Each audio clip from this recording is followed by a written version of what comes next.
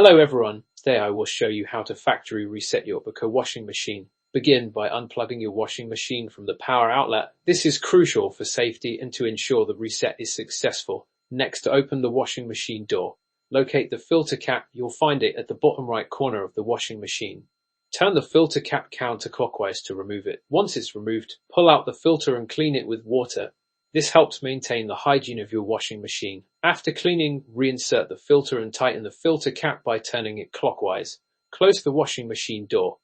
Now plug the washing machine back into the power outlet. We're ready to begin the reset.